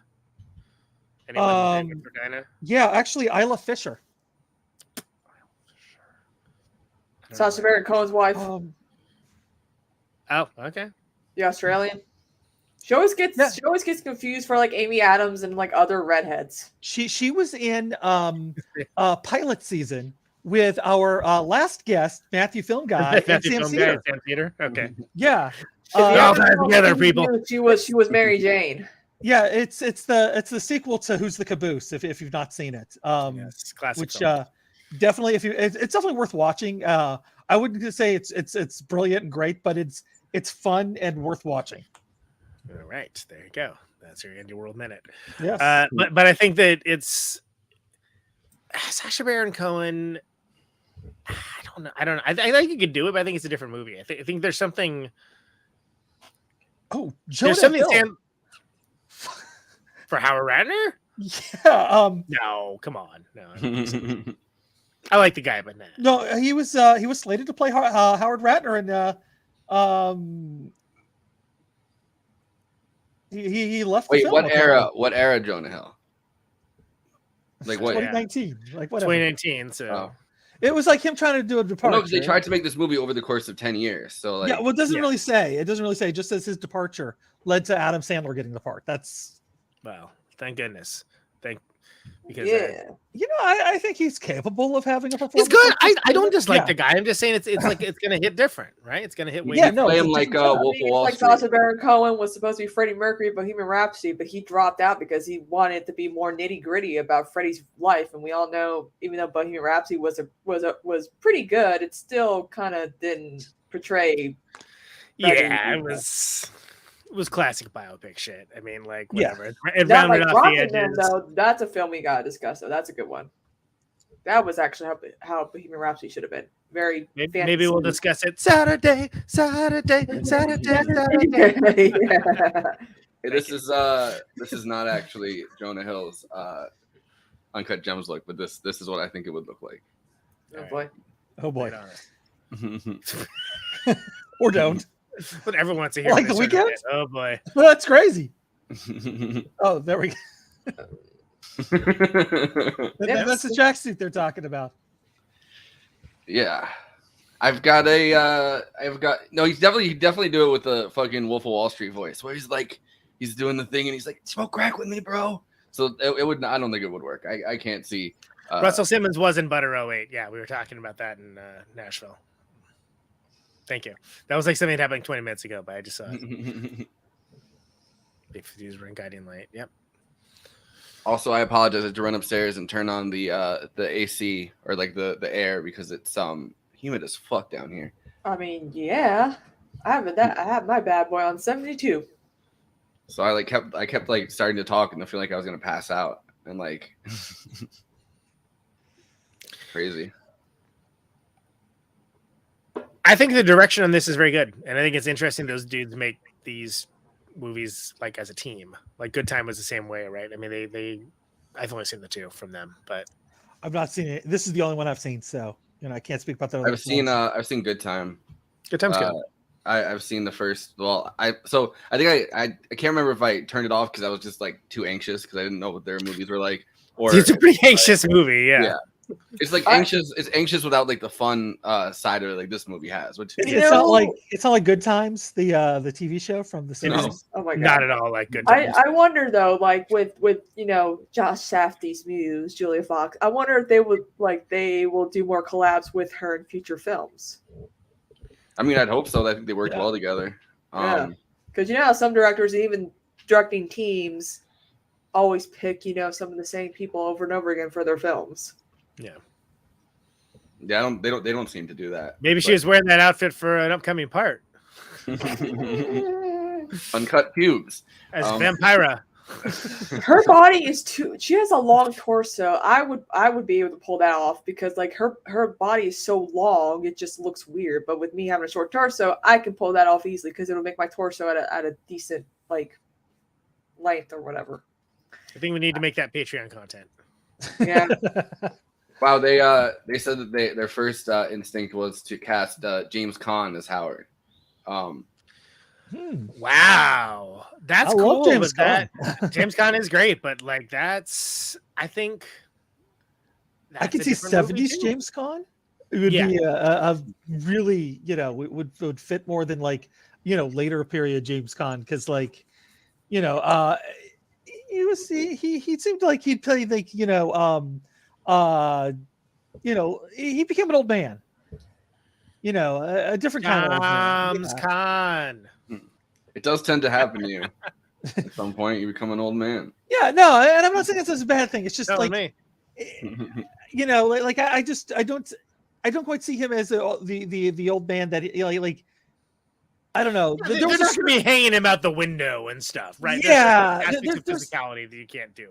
Yeah, exactly. Like I can't see them throwing him into the fountain either.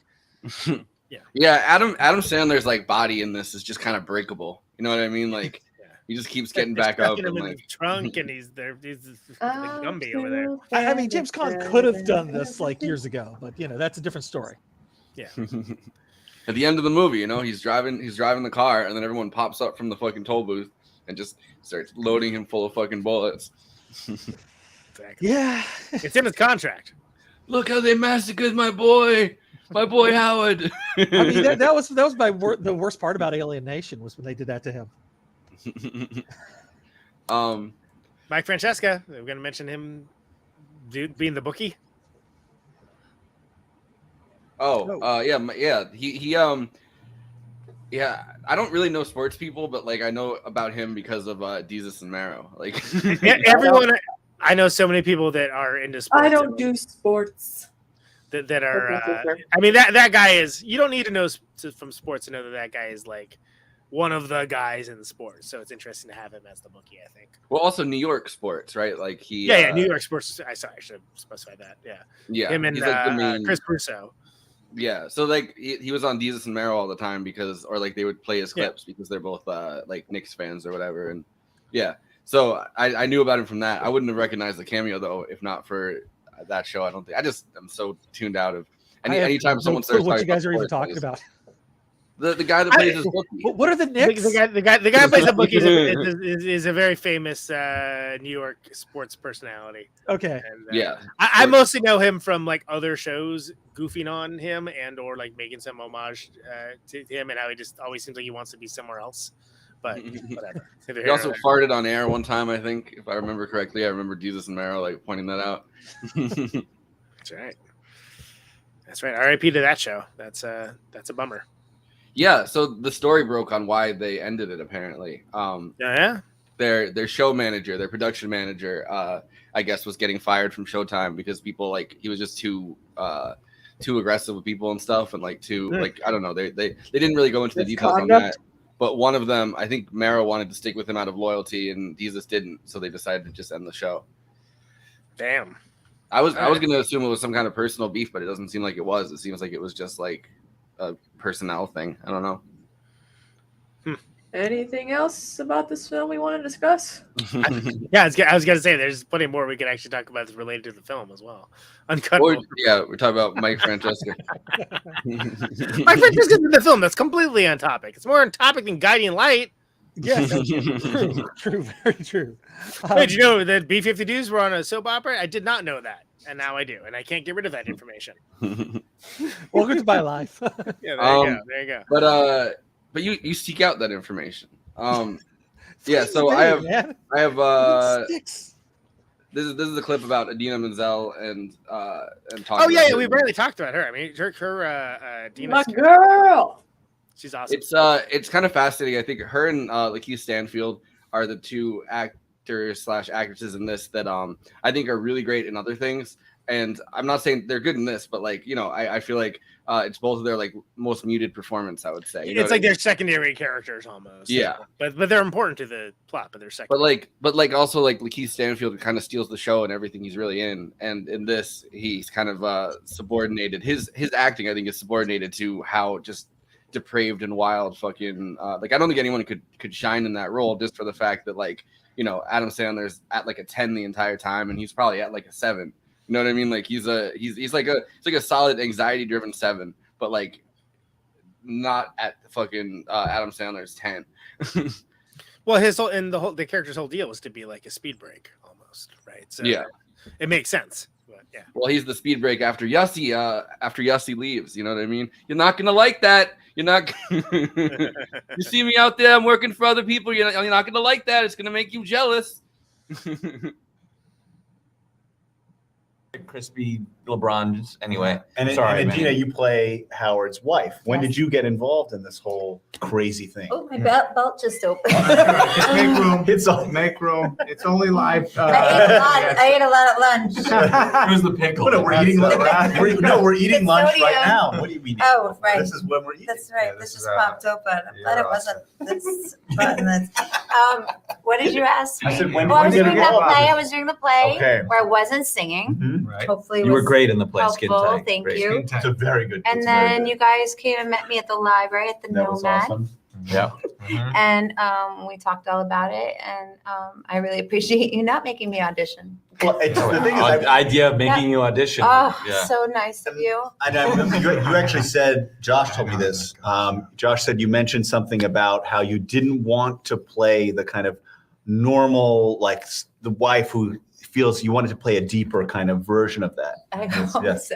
Yeah, I didn't want to play a victim. Yes, that's for exactly. sure. And I think But that you was guys didn't strong. write her like that. Yeah. Yeah. So, but Remember, I would just send you the big blocks of text of character biography, and you're just like, "Oh, okay, this is." it's amazing Yeah. how you're more detailed than we would be. Oh my goodness, It was the so backstory. helpful. Remember all the backstory text and how much Yeah. where our characters came from and pages of I stuff. love that all the women in the movie, which like us too, but how they're both really empowered and not victims, and I thought that was really cool. Mm-hmm. We're very strong. Stop Howard in his Yeah, tracks. we're Tilda Swinton's the voice of the thing, and it was we wanted Yeah. to pick like a powerful voice. And second year Tilda's voice, you're like, did I do anything wrong? Yeah. And I guess at any moment, was it in your mindset while you were working on this, when you were with kind of Dina or when you Yes. were with Julia, what was the difference for you in those moments? One was older. Yeah. Dina, I was constantly trying to get back with. She wanted nothing to do with me for some reason. I gave her the saddest eyes I could give her. You didn't feel any love from me? I did. Because it's easy. It's not I easy did. to not love you, Adam. Yeah, You're that's very true. charming and Thank you. as you and as your character. So But I you was only hoping can- that would come through and it You would did. all just. I always thought it was Beautiful. going to land in a positive place for me because you were giving me a little bit, and then you would She turn just- the table. She fakes it till she You, makes on it. the other hand, ran around. Oh man, I want to hear what happened next, but on that, but running around, showing it all off. You, on the other hand, you were running around and you were. Nope, not gonna say it. That's my time, folks. Do you guys think that this character, right? Like, do you think it was something intrinsic about him that made him kind of push these limits over and over and over again, and like kind of broke him in this movie, or do you think? Do you think his addiction is something that started at one point and that he used to kind of be like a normal person, or do you think that's always been like intrinsic to his personality. I think probably to start off because he was smart and like looking to have fun doing something, and then it kind of became more of like a raison d'etre, and then it became more of an addiction. Yeah. I mean, I think that's I've known people like that. People they're like, oh yeah, you are smart, but you realize you're also an addict as well. Right? Yeah, and this is an addiction. Like it's it's not just a gambling addiction. It's an addiction to like excess, right? Like it's addiction to more and more, and you know the next certain type of thrill, I guess, probably is the best way to put it. Like a certain distinct type of it, not like free climbing Gibraltar or something like that, but like like a certain type of thrill. Yeah, I think so too. Nobody's gonna climb the rocks of Gibraltar, but anyway. I also wonder if the Ano character is it just a soft spot for him, or is he kind of just like a soft gangster altogether? Like because I mean it's kind of a crazy moment. I remember being shocked when I found out that like they have the moment where he's in the father-in-law's house. You're like, oh no, holy shit! Like that's his brother-in-law. Like the reason that this gangster can't kill him, it seems like, is that like they have family get-togethers and stuff. Like, but like I would wonder if that guy is kind of brutal in other circumstances, and this is just like, well, I can't kill my brother-in-law. It would make what can we do that's almost as bad? Like, let's strip him naked and put him in the trunk. And like make it seem like we're gonna kill him the entire time. Right? Well, you can't do nothing, right? Like, and in the end, even that they're like, this guy should have been dead. Like this can't keep going on because that next time he'd have a soft spot for him. Like it seems like it's incredibly damaging that like next time he'd have the same kind of soft spot for him or something. That's a good point because think about when he like lures Dina out. Under like whatever pretenses of like, I lost my keys and I need to get into the truck, and then she like opens it up and he's there. She looks more like annoyed than like surprised, right? Yeah. Like not as if that exact thing has happened before, but just like whatever these like hijinks that he gets up to. It's probably happened. Something like that has happened before, and she had to deal with the repercussions of it. It's one of the reasons he's tired of his bullshit.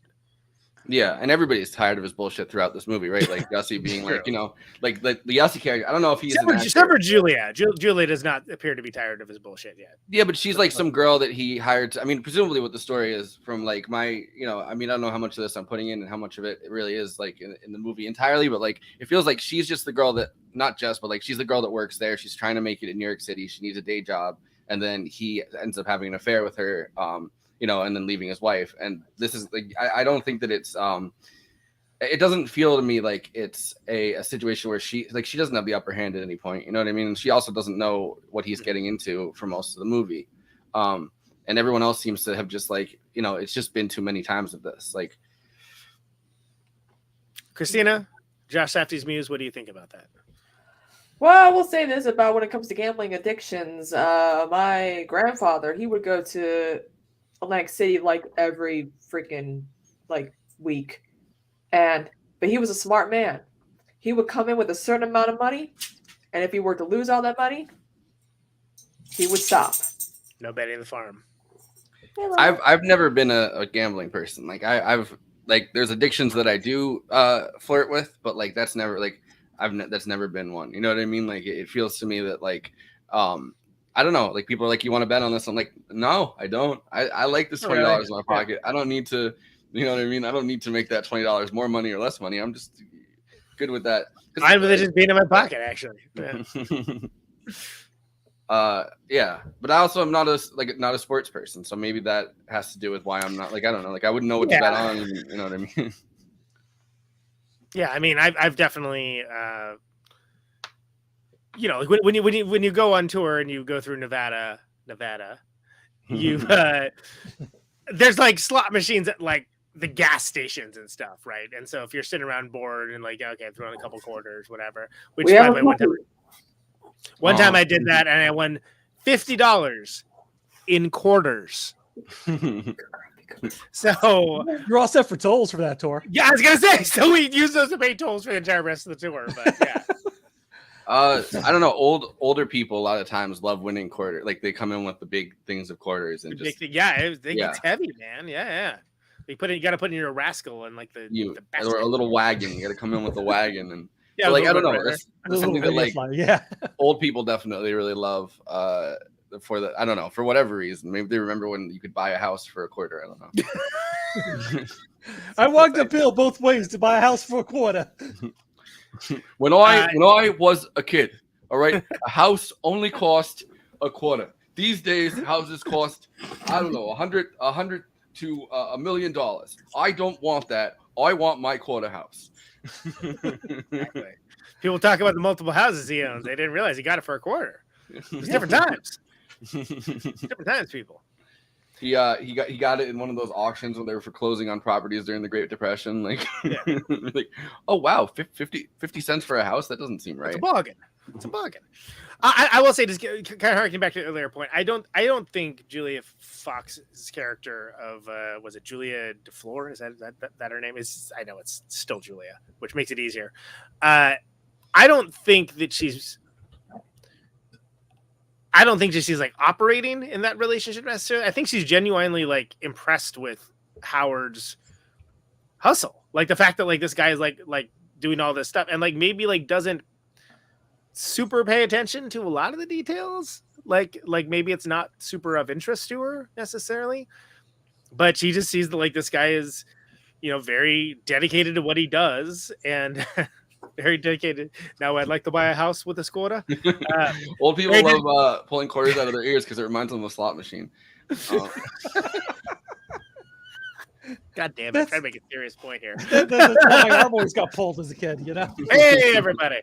But like, I think that she is legitimately attracted to that too. Like, and attracted to like the fact that it is power of a certain sort. It's like that sort of, again, sketchy little dude hustler power. But like, hey, like credit where credit's due. Like again, the man has charisma. The man has charm, and like it's interesting that.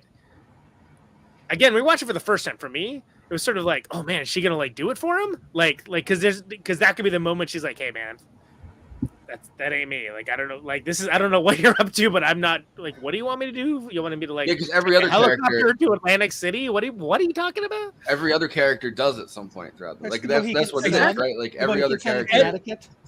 And which is also very important because they have a piece of artwork by one of my favorite sculptors who does glass art, Dale Chihuly. So, if you ever are in the neighborhood of the Mohican Sun, check that out. Look at that. I was looking for it the entire film and I didn't see it. So I was very disappointed. Very disappointed in that. No stars. Yeah, no. Ruined the movie for me. But yeah, that's what I'm saying is at some point in the film, every character basically has the all right, I'm sick of your shit moments. For some people, it's way earlier than others. Some people, it's like a quarter second. But I'm cleaning up your messes all the time. You're gonna see me down the street. You're not gonna like it. But Julia basically takes like the impossible mission immediately, and without almost fully not understanding like the scope and scale of what she's doing, and handles it with aplomb and professionalism, and evades Wayne Diamond, aka High Roller Helicopter Pilot, being a sleaze bucket, and evades all of like the gangsters like looking for to intercept it. Like credit where credit's due. Like Julia's character, like Julia's character of Julia, is intrinsic to the plot, and it's telling that she never loses trust and faith in him. Yeah. So I guess like every other human being on the face of the planet. The moral of this movie is no matter how shitty your boyfriend is, don't just stay with, don't lose faith. Just do whatever he tells you, whatever crazy shit he tells you. Especially if he's a creepy older man, and then there's another creepy old. Just go as close as you can to the creepy old men, and don't give up on your shitty. Find all the creepy old men, let them hit on you, and then also carry around a lot of money unguarded. Yes, I'm used to that. I mean, I look like shit when I'm cleaning houses, and I have this one guy who's married, by the way, with kids, and he's like, and my mom's like, he's just a flirt. I'm like, yeah, but like he's married, and it's weird. Imagine if he watched this. Mike's shit. Looking at me right now. He's in the comment section. Yeah. I can't put the comments on the screen though; they're not appropriate. Yeah. Oh, there's Audrey. Yeah, Audrey heard that there was another puppy a minute ago and had to come down and pay tribute. Lola's laying at my feet now. But yeah, shall we do the? No, I was gonna say I had to leave the door open because of the air situation. Is like, No. Go lay down. yeah. Let's do the letterbox. One-liners. That's right, folks. Letterbox, of course, is a place for films where film lovers get to talk with and to each other about the films they love, the films they didn't love, the films they feel their gambling addiction with. All of this, of course, is done open source format. No Siskel's, no Eberts. Everybody gets to have their say. Bottom-up democracy. Best expressed in the classic Working on Your Type 5 one-liner format. These are the one-liners for Uncut Gems. Perhaps the best movie to open with a colonoscopy. Oh yeah, we didn't even talk about that part of it. Amazing. I like how like in the middle of that one frenzy scene where Keith Stanfield finally has enough and is Damani's his name, I guess, in this, but where he finally has enough and is going through everything in this when he tries to poison the fish or whatever. During that scene, he's getting the call from the guy, like from the beginning of the movie, he's getting the call where the guy's like, "No, look, you're gonna survive. Like you don't have colon cancer," and they're having that whole back and forth, and it's like this guy's given like almost a second chance, and ends up blowing it. Yep, it's true. And by the way, that's filmed beautifully. She's like, "What am I looking at? What is happening now?" And you're like, "Oh, okay, I see what I'm looking at." Well, it goes straight from the gem. Like you go into the gem, and then you're like, "Is this another cave?" Like, no, wait, this is something organic. Is this it's Adam Sandler's asshole. And then you're like, all right, and then it starts talking, and you're like, all right, Adam Sandler's in this film. Doesn't do those things. Peak cinema is when the Safdie brothers directed Adam Sandler to look at a rock and say, "Holy shit, I'm gonna come." Holy that shit, alone, I'm that gonna alone, come. that alone is why he deserved the Oscar, Exactly. Because he actually did come in that scene. I don't know. he looked like it. It was method acting. Yes. No, but it's the first big blow up that we see between him and somebody, where he's having the scene with Yussi, and they're going back and forth screaming at each other, and it's the first person to quit him, and it's the first person that and that's when that line happened, which is kind of fascinating. Yep. Anxiety Simulator, starring Adam Sandler. I'll tell the story in the after party about when I took an edible and watched this, and doesn't sound like it. Sounds like the opposite of a good time. It was a bad time. Turns out it was a bad time. Ever had a panic attack? This was on point. Imagine one that's 2 hours long and features Adam Sandler. I had that once watching Happy Gilmore. I thought you were gonna say you had it once when like Adam Sandler like walked up to you in person and you're gonna tell us a story about partying with Adam Sandler at a hotel or something. No, I've not partied with Adam Sandler. So. Sip on your drink every time someone says fuck. I did that the third time when I watched this movie and I died. I had to pause the movie, go to the liquor store, buy another bottle, and keep going. Do you know how hard it is to ride your bike drunk? The colors in this movie are so fucking beautiful. It's like looking into a cool ID scope. Right? Yeah. Right. A24 movies. I like A24 movies almost always have beautiful colors in them. I noticed. Like that's like their go-to aesthetic. How Green Knight didn't get a nomination for cinematography and is beyond me because it's a gorgeous movie. But it's another holy shit I'm gonna come moment in that movie. Right? I didn't seeing it, but I did see that scene and it's good. It's good. I wouldn't mind covering it on this show, but I don't think it got its due, but it's a good movie. Oh look, Adam Sandler can act when he wants to. Yeah, it's true. He can. Uncut craft. No, you just got to give him the good material. If I were him, I wouldn't have done any of that. What the hell? 1.5.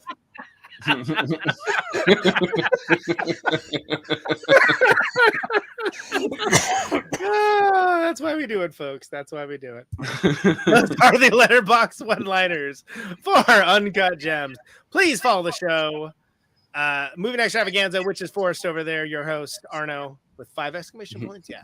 I know. I, of course, am Conan Neutron. You may follow me on Letterboxd as well. I'm all over that place. J. Andrew Furby Bling World. Right about now, too. You can follow him and see whatever it is he's up to and whatever it is he's watching. I don't even know what I'm watching sometimes. I'm like, what the hell? It's got Malcolm McDowell in it. How bad can it be? Fantastic. That bad. Okay. As it turns out. And of course, just Sefty's Muse. I'm Kristina, logging all the Johnny Depp movies, Hound or non-Hound related. Oh, hello there. Of course, Letterboxd, the place for film. Andrew World, Furby Bling. What's up? All right. I had a joke to make about the Malcolm McDowell thing, and I thought about it like 1 second too late, and I was gonna say a suckwork orange, but there you go. That's what I watched last night. Malcolm McDowell After Hours, I'll tell you. Yes. No, hey, if you're watching us right now on Twitch and you can't subscribe, if you can't subscribe with money and you have an Amazon Prime account, you can subscribe for free, and that really does help us out. So please consider doing that. If you're watching us over on YouTube, please do the YouTube things, like, subscribe, comment, watch this video to the end. I know it's a big ask, but you get that dope ass song at the end, so go for it. A bunch of people did with another round, apparently, so that's good. Yeah, great. Okay, undefeated.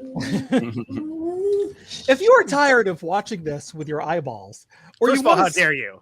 Yes, and, especially with all this great lighting I have now.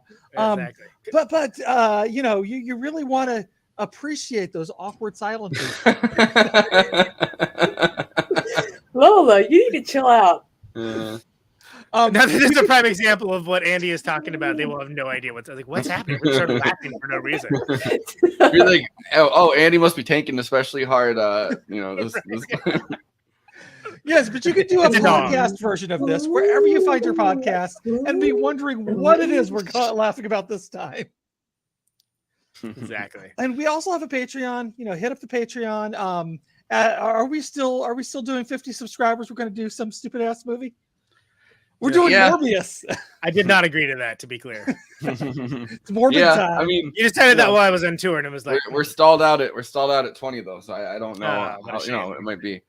Yeah, we might move the to a different Jared Leto film.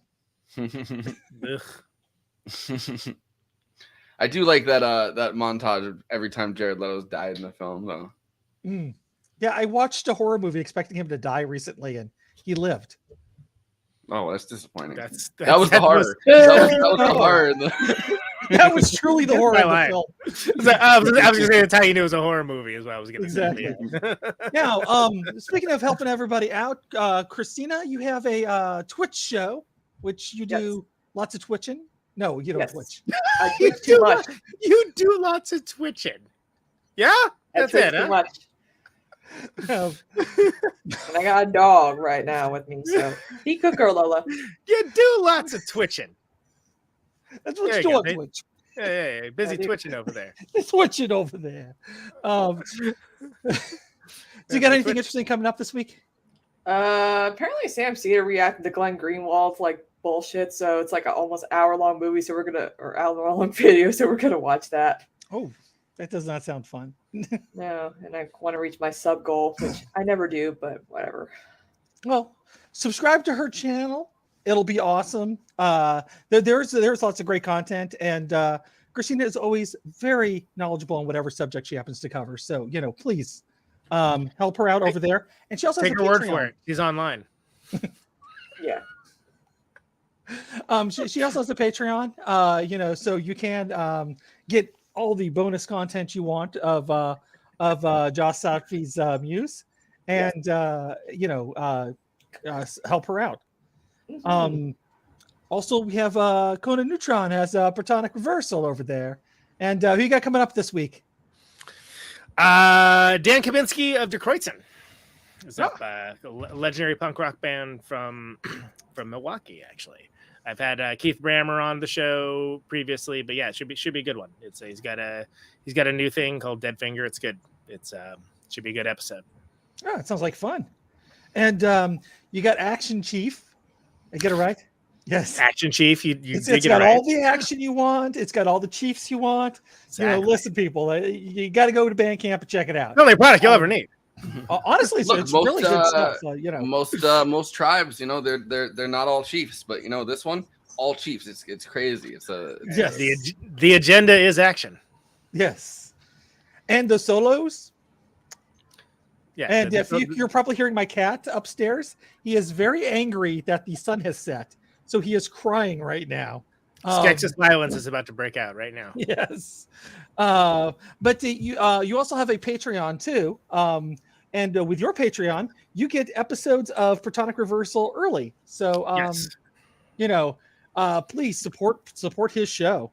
A bunch of people did that for the Stephen Edgerton episode, which thank you for folks that fantastic are watching or listening to this and are also doing that.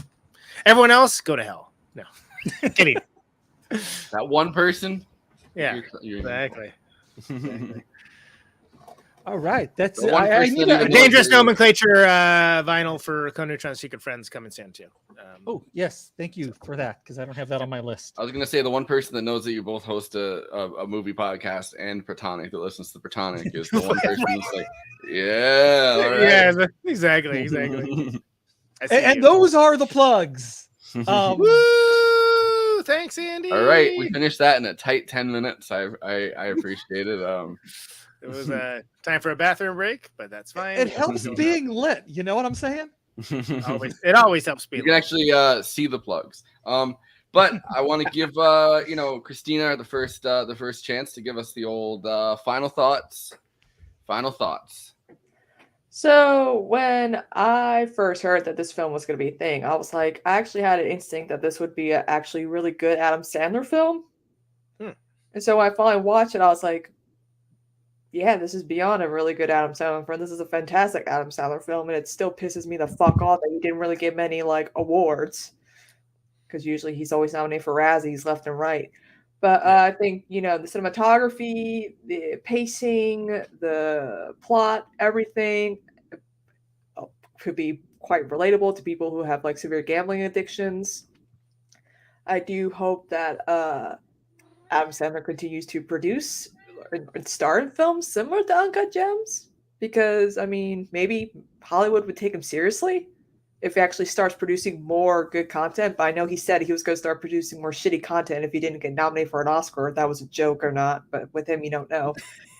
Either way, he backed it up. But yes, 11 out of 10 Uncut Gems. Yes, indeed. Yes. Absolutely.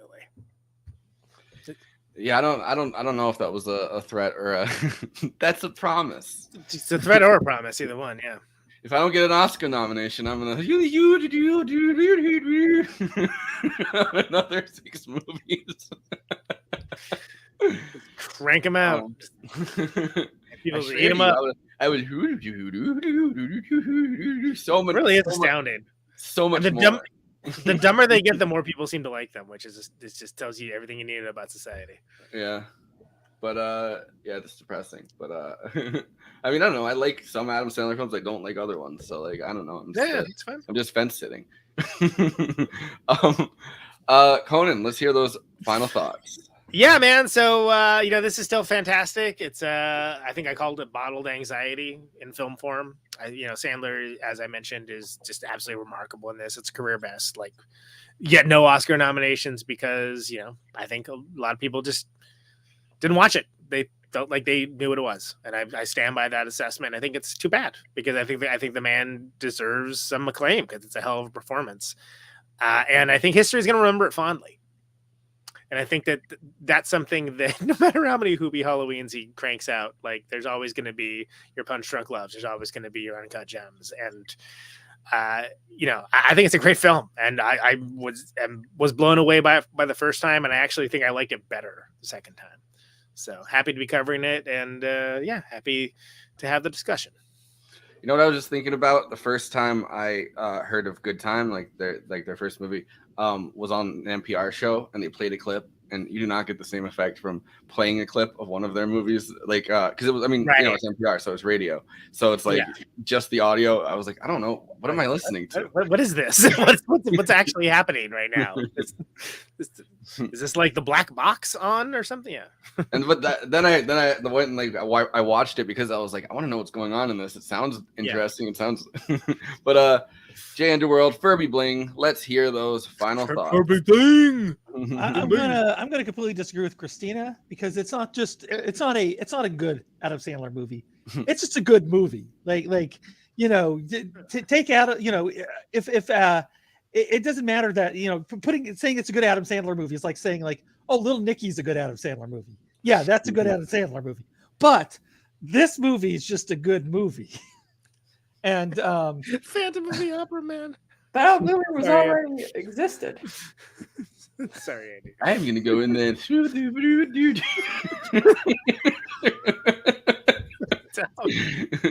Hanukkah. It's Hanukkah once again, and it's time for me to. And you know, the other thing too is the one thing that really was believable about his character that did actually become Adam Sandler at the same time was identifying Jewish people, because he had the Hanukkah song, which that's all that was the joke, is he's just like, you know, just listing off people who are Jewish, and apparently that was funny in the mid-90s. The standards were far lower. This is the name. This is the name that it sounds very Jewish. So I'm gonna. Hey, you could spend the dream with Captain Kirk and Mr. Spock, both Jewish. No, anyways, it's the only line I know. It's an acting style that goes well. It goes well on SNL. Maybe not so well in in movies when you have to watch it for a full 90 minutes. 90 minutes of just, which is probably what the Academy voters thought it was. They're probably like, it's just him naming Jews for 90 minutes. He only does it for like 10 seconds, and they're like, they're stuck in Africa. That's the only clip they saw. They're like, he's just naming Jews again. Uncut Jews. I don't want to see it. But aren't all of Jews uncut?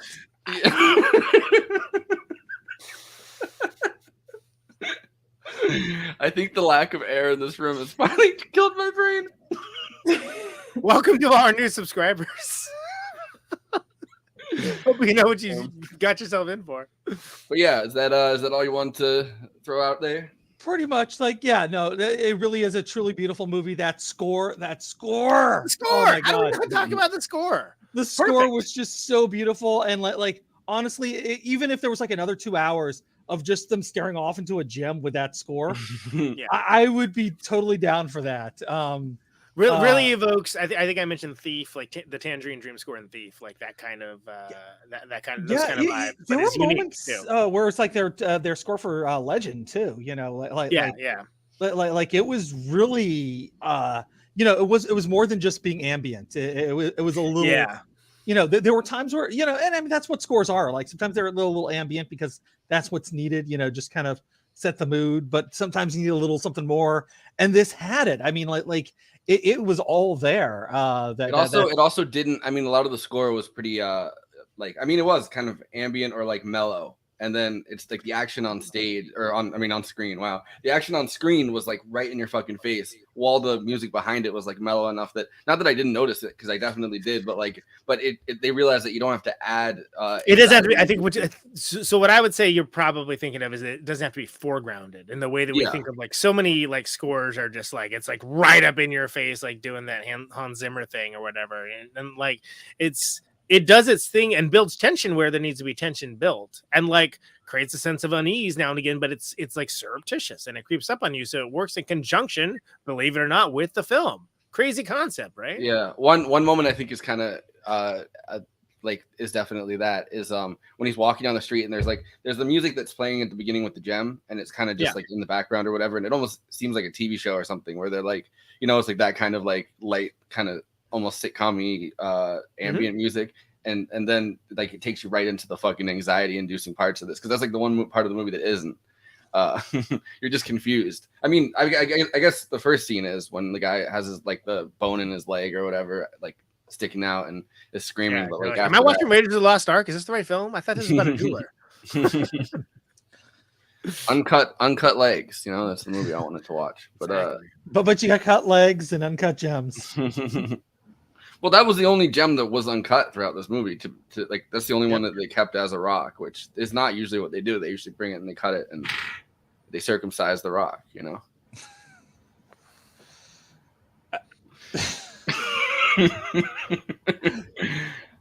Yeah. So my last quote that I wanted to say is, let's fucking bet on this.